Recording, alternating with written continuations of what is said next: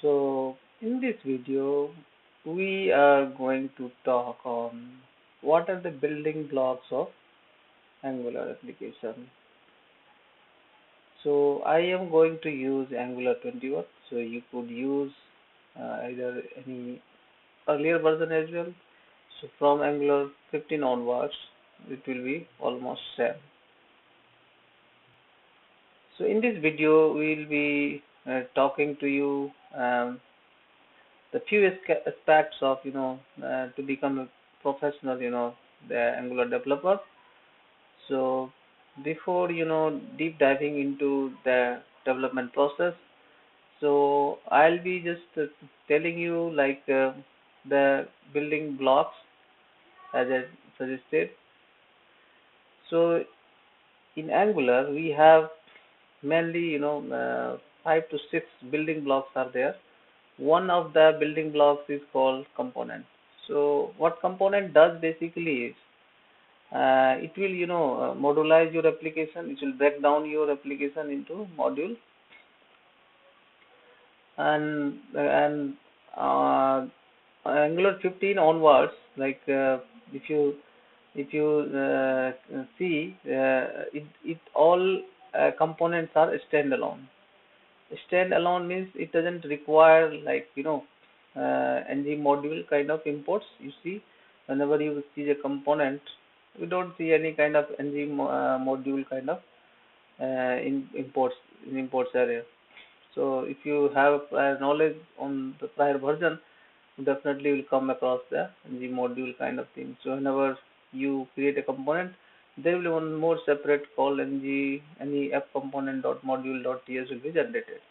But in Angular 20 onwards, we don't have a module word, and by default all the components are standalone. That means you don't see here also in this all the elements. Like under components we have 4 elements. Earlier it used to have 5 elements called like a standalone. So suppose if I give a standalone, so this was earlier there, but now you don't need to explicitly type this, because these are by default it's considered as a standalone.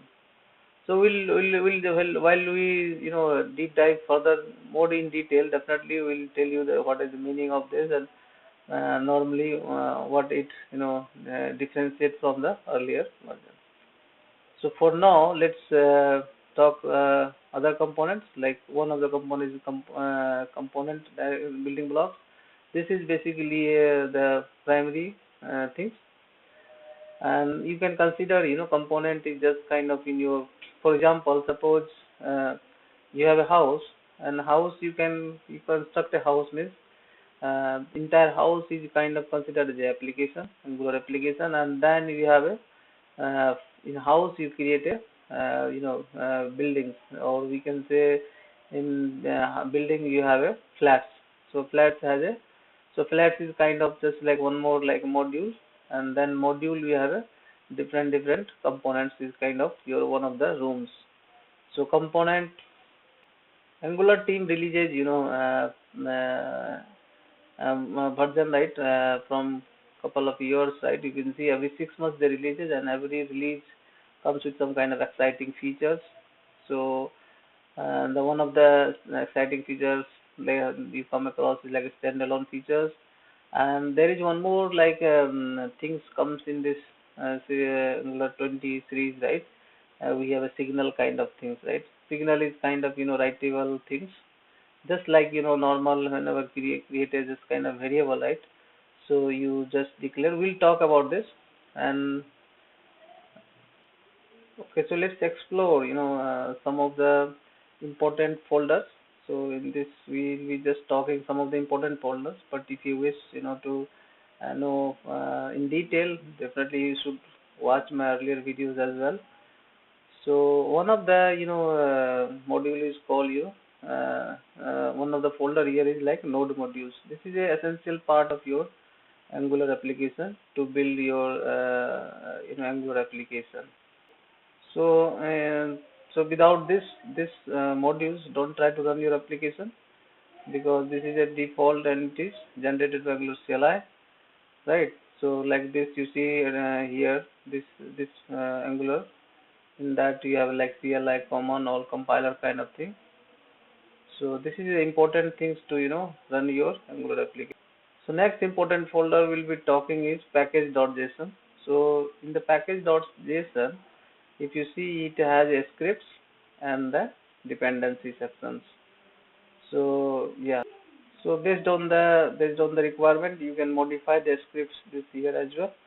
And at the bottom section, if you see, we have a dependency and dev dependency. So dependency section basically, it is for building your application. That is the necessary things, and it also indicates, which version of Angular you are using. So this will describe. And dev dependency section, it will is just for example, your for the local development. So under which environment you are developing this application.